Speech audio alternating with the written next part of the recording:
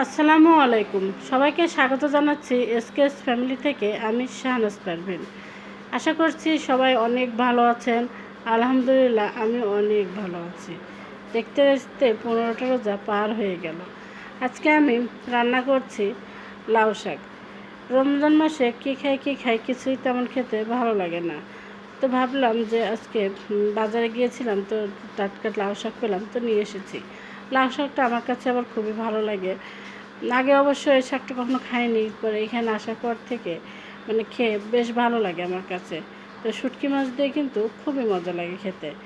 লাউ শাকের সঙ্গে আমি দিয়েছি হচ্ছে সিম, আর দিয়েছি হলো কচি ডাঁটাগুলো।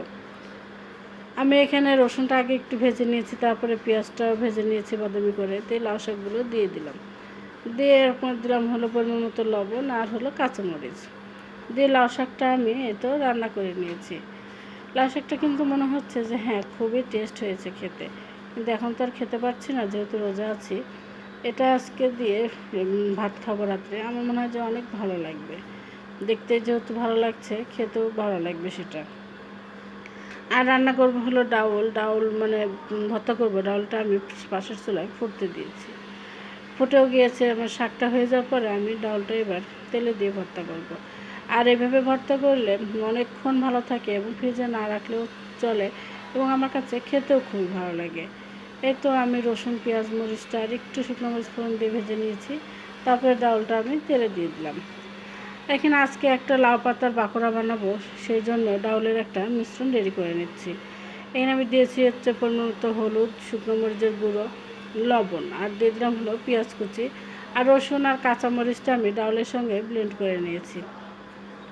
আর দিয়ে দেবো একটু সরিষার তেল, দিয়ে আমি সবগুলো উপকরণ একসঙ্গে মেখে নিব।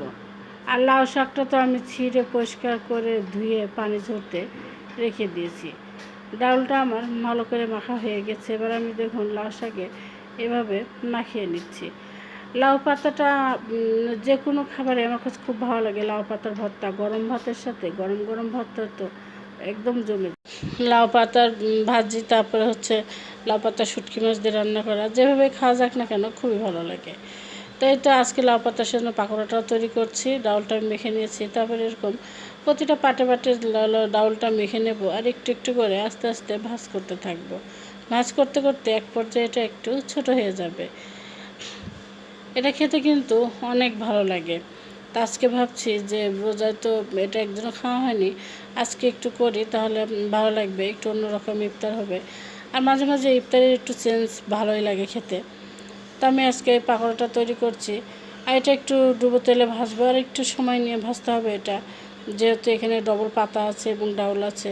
একটু সময় নিয়ে ভাজলে বেশ সুন্দর একদম মচমচে হয়ে যাবে। তা আমি এভাবে, আমরা যেহেতু 3জন মানুষ, তাই 3টা পাতা রেডি করে নিয়েছি। যেহেতু আমি হচ্ছে গরম তেলে দিয়ে দিলাম।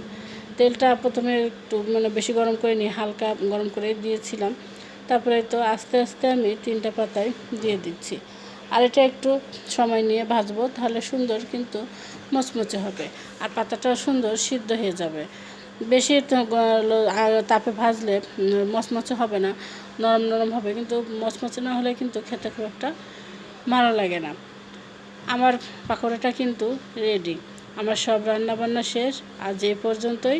সবাই ভালো থাকবেন আর আমাদের জন্য দোয়া করবেন। পরবর্তী ভিডিও দেখার জন্য আমন্ত্রণ রইল। আল্লাহ হাফেজ।